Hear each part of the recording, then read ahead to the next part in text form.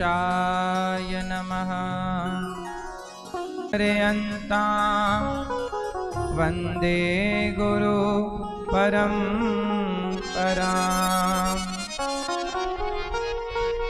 जय जय श्री राधा रमण, जय जय नवल किशोर, जय गोपी चित चोर प्रभु, जय जय माखन चोर। जय जय माखन चोर। राधा मेरी मात है, पिता मेरे घनश्याम, इन दोनों के चरणों में मेरा कोटि कोटि प्रणाम। मेरा कोटि कोटि प्रणाम। आए हो तो प्रेम से लो हरि का नाम, सब भक्तों को अनिरुद्ध की जय जय राधे श्याम। जय जय राधे श्याम, जय जय राधे श्याम, जय जय सीताराम।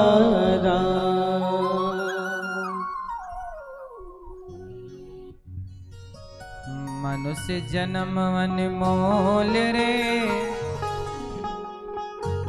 जीवन है अनमोल रे, इस माटी में ना घोल रे। अब तो मिला है फिर न मिलेगा, कभी नहीं कभी नहीं कभी नहीं। तालियों की सेवा। जय हो।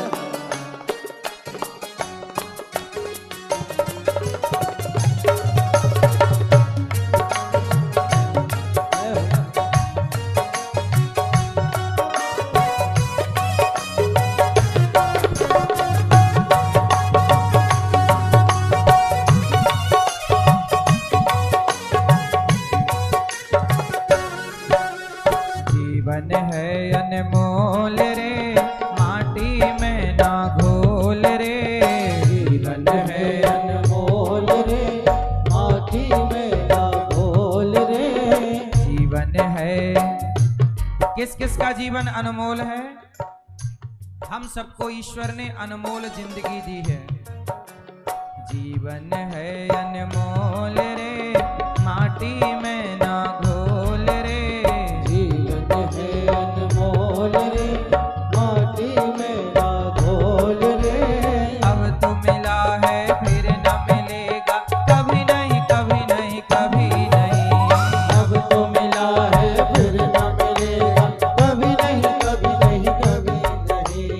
जीवन है अनमोल रे, माटी में ना घोल रे। जीवन है अनमोल रे, माटी में ना घोल रे। अब तो मिला है फिर न मिलेगा, कभी नहीं कभी नहीं कभी नहीं। अब तो मिला है फिर न मिलेगा, कभी नहीं कभी नहीं कभी नहीं। हरि बोल। हरि बोल।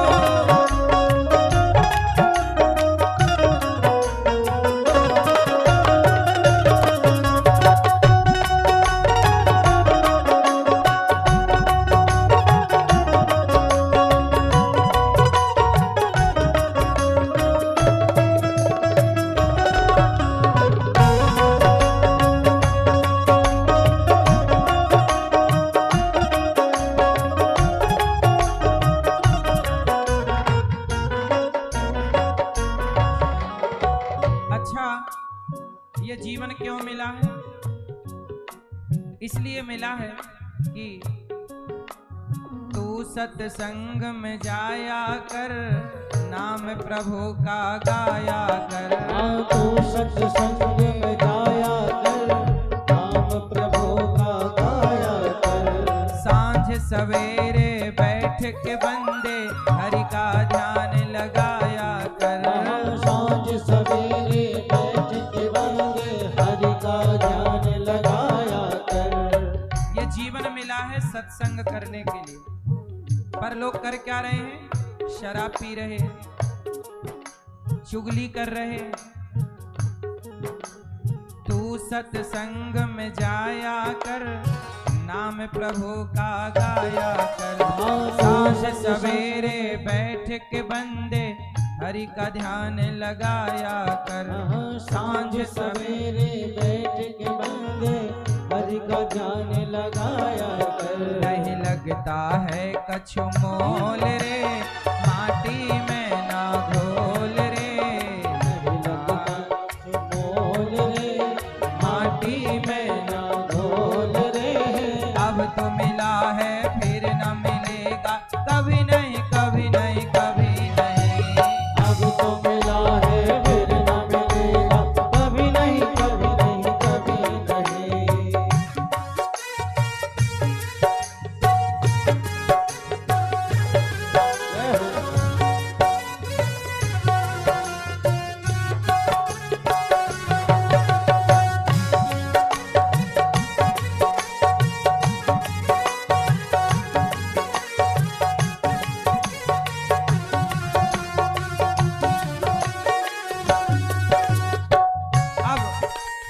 अब आपका परिचय इस भजन के द्वारा। तू बुलबुला है पानी का, आप कौन हो? तू बुलबुला है पानी का, मत कर जोश जवानी का। तू बुलबुला है पानी का, मत कर जोश जवानी का। सोच समझ कर कदम रखो रे भैया, पता नहीं जिंदगानी का।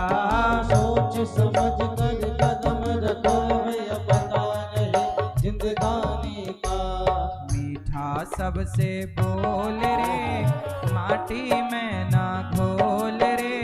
मीठा सबसे बोल रे, माटी में ना घोल रे। अब तो मिला है फिर न मिलेगा, कभी नहीं कभी नहीं कभी नहीं। अब तो मिला है फिर न मिलेगा, कभी नहीं कभी नहीं कभी नहीं। जीवन है अनमोल रे, माटी में ना घोल रे। अब तो मिला है फिर न मिलेगा, कभी नहीं कभी नहीं कभी नहीं। तो मिला है फिर न मिलेगा, कभी नहीं कभी नहीं कभी नहीं। अरे कभी नहीं कभी नहीं कभी नहीं। हाँ कभी नहीं कभी नहीं कभी नहीं। हाजी कभी नहीं कभी नहीं कभी नहीं। हाँ कभी नहीं कभी नहीं कभी नहीं।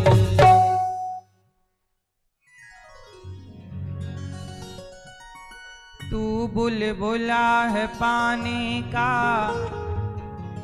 मत कर जोश जवानी का। संभल संभल कर कदम रखो रे भैया, पता नहीं जिंदगानी का। मन की आंखें खोल रे, मिट्टी में ना घोल रे। अब तो मिला है फिर न मिलेगा, कभी नहीं कभी नहीं। कभी नहीं।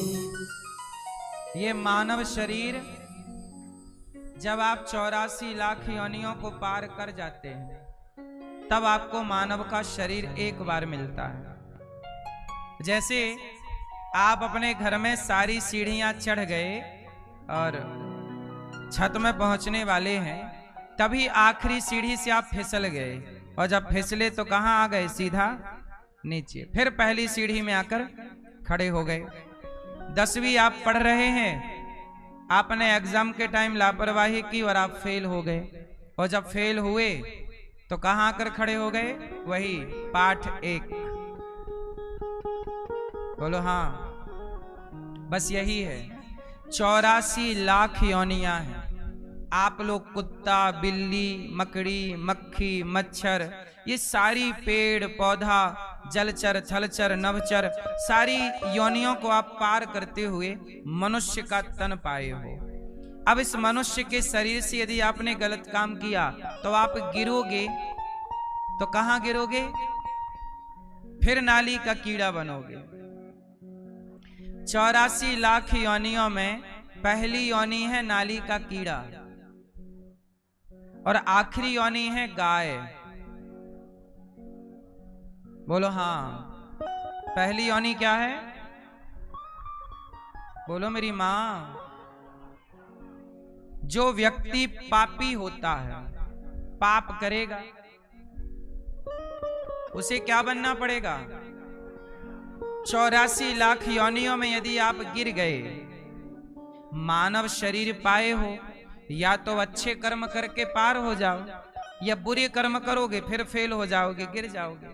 फिर वही 84 लाख योनियां पार करोगे, फिर जाके मनुष्य का तन मिलेगा।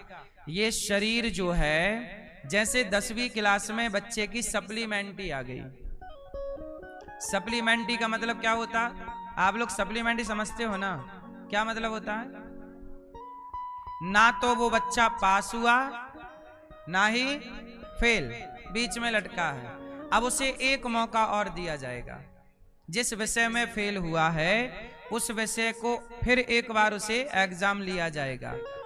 अब यदि वो पास हो गया तब तो वो पास माना जाएगा, और अब यदि लापरवाही किया, फेल हुआ, तो उसी तरह ये मानव शरीर जो है ना, ये सप्लीमेंट्री है। ना तो अभी आप पास हुए, ना तो अभी आप फेल हुए। अब इस मानव शरीर को पाकर जो कर्म करोगे, वो कर्म ये डिसाइड करेंगे कि आपकी सदगति होनी चाहिए या आपकी दुर्गति होनी चाहिए। समझ रहे हैं? एग्जाम के टाइम 3 घंटे फिर मिलेंगे सप्लीमेंट्री का एग्जाम देने। वो 3 घंटे या तो आप अच्छा लिख के पास हो जाओ, या अब भी लापरवाही करके फिर वहीं के वहीं रहो। ये मानव शरीर एक मौका है। मैया, मेरी मां, काहे खड़े हो भैया? पीले भैया, कथा सुनने आए हो कि टाइम पास करने? सुन लो, कथा सुनना है तो जल्दी ध्यान लगा लो। टाइम पास करने आए हो तो घूमो फिरो, खाओ पियो, मौज करो। यहां क्या कर रहे हो?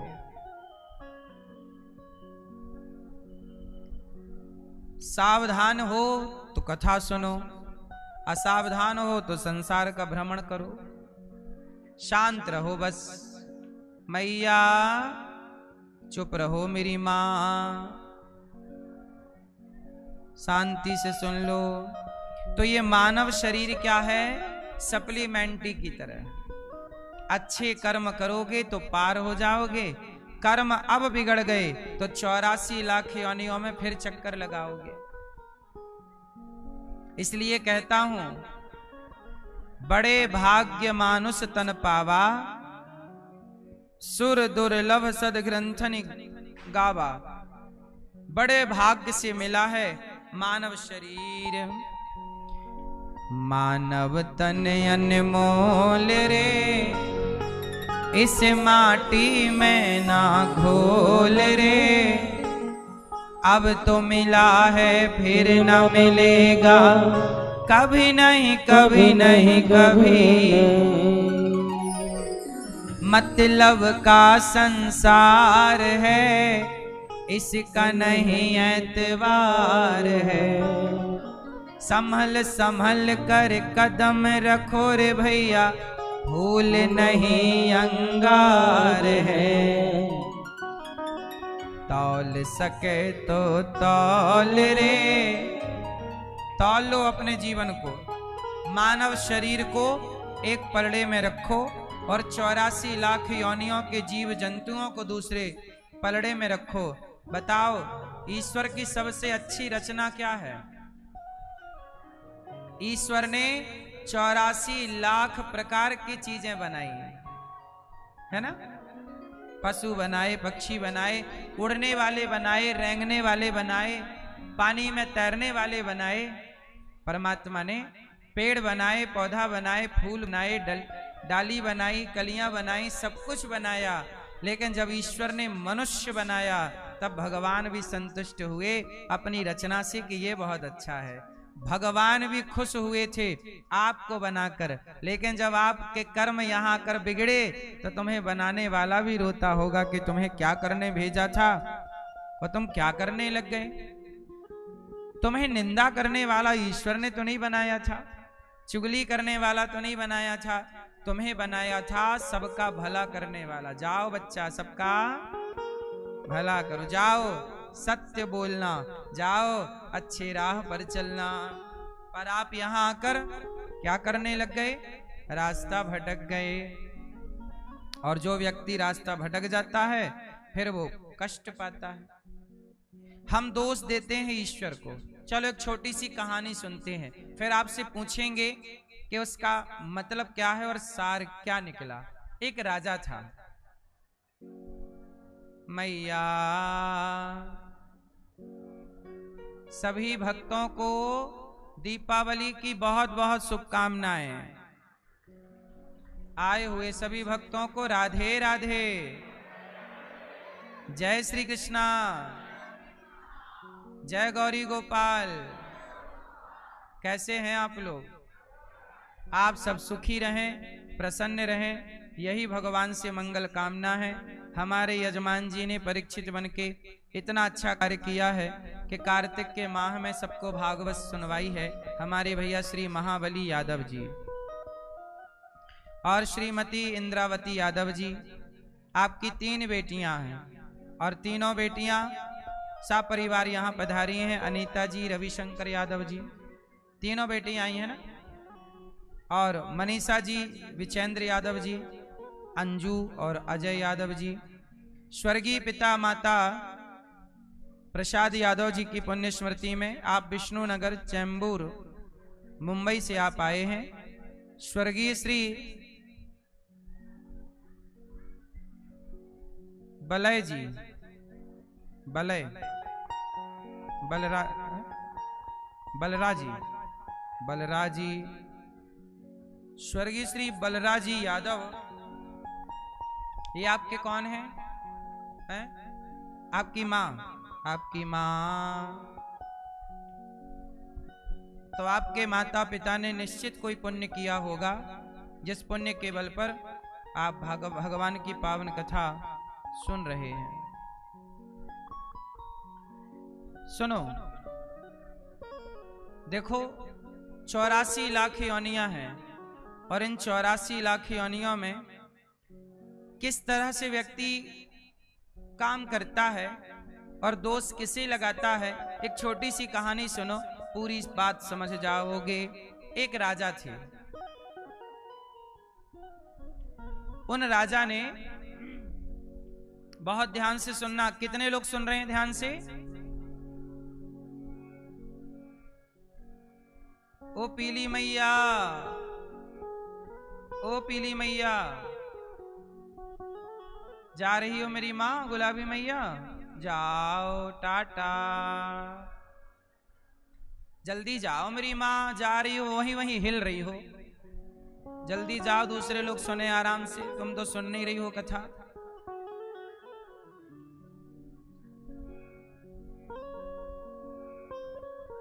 शांति से बैठो, सुनो। एक राजा थे, राजा के 3 मंत्री को बुलाया। राजा ने बोला, मंत्री यहाँ आओ, 1 2 3, 3 मंत्री। कहा जाओ, झोला लो, बगीचे में फल लगे हैं, एक एक झोला ताजे ताजे फल भर के लाओ। राजा ने आदेश दिया, तीनों मंत्रियों को जाओ, एक एक बैग, झोला ताजे ताजे फल लाना है। तीनों को बगीचे में भेज दिया।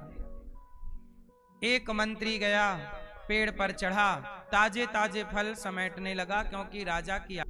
दूसरा मंत्री थोड़ा आलसी था, बोला कि टाइम बहुत है, भर लूंगा फल, और सो गया। वो बिस्तर पे लेटा, मतलब वहीं बगीचा था, घास थी, छाया थी, ठंडी हवा थी, बोला थोड़ा विश्राम कर लूं, लेटा तो सो गया। तीसरा, बगीचे का जो माली था, जो बगीचे का रख रखाव करता था, तीसरा मंत्री उस माली से बोला कि ये बगीचा में कितने पेड़ हैं, कितना फल होता है, कौन खरीदता है, कौन बेचता है, कौन हिसाब किताब करता है। अब वो करने लगा बात, तो बात करने में उसका समय खर्च, दूसरा सो गया, सोने में समय खर्च, और तीसरा पेड़ पर चढ़कर समेट रहा है ताजा ताजा फल।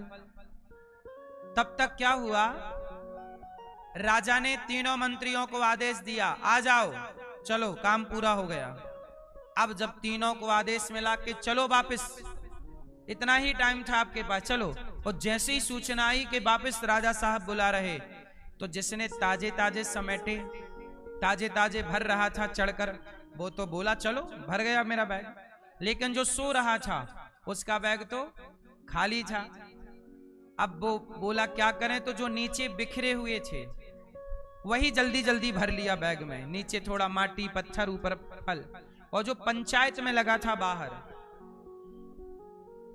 वो तो उसे जो अब सड़े सड़े रह गए, क्योंकि ताजे ताजे तो पेड़ पे चढ़ के ले लिया उसने, जो फिर भी ठीक ठाक थे वो सोने वाले ने, और जो पंचायती था वो उसके हाथ तो बिल्कुल सड़े पचे आए। राजा ने तीनों को बुलाया, चलो आओ, तीनों का झोला तैयार। राजा साहब ने कहा कि तुमने झोले में फल भर लिए? हाँ साहब भर लिए। अब बताओ करना क्या है? राजा साहब ने कहा कि इन तीनों मंत्रियों को जेल में डाल दो, अलग अलग अलग अलग, और खाने को वही देना जो इन्होंने इस झोले में भरा है। तीनों मंत्रियों को अलग अलग जेल में डाल दिया। अब जो मंत्री पेड़ पर चढ़ के ताजे ताजे फल समेट रहा था उसका तो कुछ नहीं बिगड़ा, क्योंकि उसने 2 सवेरे खाए, 2 शाम को खाए, बढ़िया खुश, झोले में उसने ज्यादा फल भर लिए। अब जो सो गया था उसके झोले में पुराने फल थे गिरे हुए, कोई 2-4 दिन पहले गिरा था, वो कुछ सड़ रहे थे। अब वो कुछ सड़े फल खाया तो बीमार पड़ गया। और तीसरा तो वो जो पंचायती था उसके पास तो सड़े सड़े 1-2 दिन चला, तीसरे दिन से भूखों मरने लगा, और अंत में वह 10वें दिन मर ही गया। अब एक मंत्री मर गया, दूसरा मंत्री बीमार पड़ गया, चूंकि सड़े फल खाएगा तो बीमार, और जो तीसरा मंत्री था वो और स्वस्थ हो गया, क्योंकि ताजे ताजे फल खा रहा है, पकते जा रहे हैं वो खाते जा रहा है। अब मुझे आप लोग ये बताओ कि एक मर गया, दूसरा बीमार है, और तीसरा मस्त है, जेल के भीतर भी खुश है, हैप्पी है। अब आप लोग बताइए कि ये जो मर गया मंत्री, इसकी मौत का जिम्मेदार कौन है? और जो बीमार पड़ा उसकी बीमारी का जिम्मेदार जोर से कौन? कौन? और जो तीसरा आराम कर रहा है 2 फल सवेरे 2 शाम को खाके, उसकी खुशी का, उसके सुख का जिम्मेदार कौन है? हाँ? कौन? वो स्वयं। क्या इन तीनों के दुख का या सुख का जिम्मेदार राजा है? भाई राजा ने तो सबको एक सा टाइम दे के भेजा था, एक सा बैग दे के भेजा था, एक से बगीचे में भेजा था, जाओ लाओ समेट के फल। अब सुनो, वो राजा और वो मंत्री कोई और नहीं, आप सब वो मंत्री हैं और भगवान वो राजा है। संसार के बगीचे में आप लोग अच्छे अच्छे कर्मों का फल समेटने के लिए आए हैं। यहाँ पर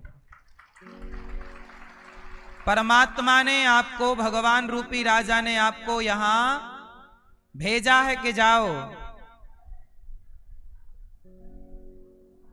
आप लोग अच्छे अच्छे कर्म करने का, अच्छे अच्छे कर्मों का फल समेट करके लाओ।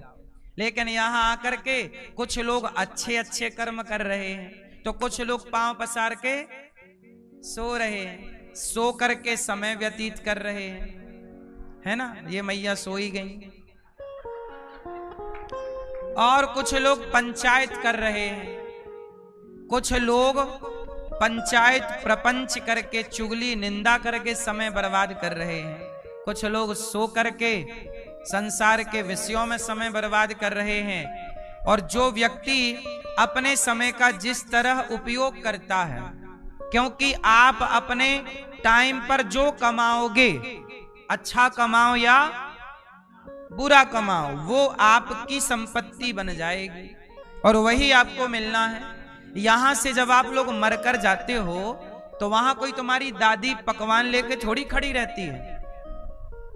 यहां जो तुमने किया होता है, अच्छा बुरा कर्म, वह कर्म ही तुम्हें वहां तुम्हारा इंतजार करता हुआ मिलता है। वहां तुम्हारी दादी इंतजार नहीं करती। जब मरोगे तब जो तुमने कर्म किए होंगे, अच्छे या बुरे, वही कर्म का फल तुम्हारा इंतजार कर रहा होगा। इसलिए कहता हूं, यह मानव शरीर जो मिला है, यह सोने के लिए नहीं। हाँ, जितनी जरूरत है उतना सोना चाहिए। 7 घंटा 8 घंटा की नींद बहुत है, बाकी समय जागो। उठ जाग मुसाफिर भोर भई, अब रैन कहाँ तू सोवत है। जो सोवत है वो खोवत है, जो जागत है वो। यदि पाना है तो जागो और प्रेम से अच्छे अच्छे कर्मों का चयन करो, समेटो। क्या समेटोगे? अच्छे कर्म के फल समेटो, कर्मों का फल। बात समझ में आई? क्योंकि यदि आपके कर्म बिगड़े और मानव शरीर से गलतियां हुई तो फिर 84 लाख योनियों में पड़ोगे। नाली का कीड़ा फिर बनना पड़ेगा आपको, फिर कुत्ता बनोगे, फिर बिल्ली बनोगे, और ये 84 भोग कर फिर मनुष्य बनोगे, और फिर वहां गलती कर गए फिर गिरोगे। ऐसे आप लोग करोड़ों बार गिर चुके हो। आप जितने लोग यहां बैठे हो, आप सब करोड़ों बार मनुष्य बन के फिर गिर चुके हो और अब फिर मनुष्य बन के बैठे हो। ये हम नहीं कह रहे हैं, कबीर दास जी कह रहे, सुनो। चलती चक्की देख कर, आगे बोलो आप। चलती चक्की देख कर दिया कबीरा रोय, 2 पाटन के बीच में साबुत बचाना कोई। क्या मतलब हुआ इसका? चलती चक्की देखकर कबीरदास जी रो रहे थे। क्या देखकर? चक्की को देखकर। कौन सी चक्की? जिंदगी की चक्की, जीवन और मरण की चक्की है। 2 पहिया होते हैं चक्की में, एक पहिया जिंदगी का, जन्म का, एक पहिया मरण का। जन्म मरण के पहिए में ये जीवात्मा पिस रहा है। आप लोग जन्म लेते फिर मर जाते, जन्म लेते फिर मर जाते, जन्म लेते फिर मर जाते। ये करोड़ों बार आपके साथ हो गया। जैसे चक्की पे दाना डाला, पिस गया, ऐसे ही आप पिस रहे हो। तो चलती चक्की देख कर दिया कबीरा रोय, 2 पाटन के बीच में साबुत बचाना। सब लोग जन्म मृत्यु के चक्र में पिस रहे। तब कबीरदास जी का एक मुंह बोला बेटा था, धर्म का कमाल। कबीर जी का बेटा कौन? कमाल, धर्म का बेटा था। मुंह बोला। उस कमाल बेटे ने कहा, पिताजी चलती चक्की चलने दे। सुनना ध्यान से, चलती चक्की चलने दे। पिस पिस आटा होए, कीले माही जो रहे, सो बाल न बांका होए। चक्की में एक कील होती है बीच में, दाना यदि उस कील में घुस जाए तो चक्की कितनी भी चले वो दाना नहीं पिसता। उसी तरह जो एक भगवान की शरण में चला जाता है वो जन्म मृत्यु के चक्र से बच जाता है। यदि आप भी बचना चाहें 84 के चक्कर से तो कहां जाओ? भगवान की शरण में। यदि आप भगवान की शरण में आ गए तो बच जाओगे, वरना पुनरपि जननम पुनरपि मरणम पुनरपि जननी जठरे शयनम। भज गोविंदम भज गोविंदम गोविंदम भज मूढ़ मते। यदि बचना है तो भज गोविंदम, गोविंद का भजन करो। श्री कृष्ण गोविंद हरे मुरारी, हे नाथ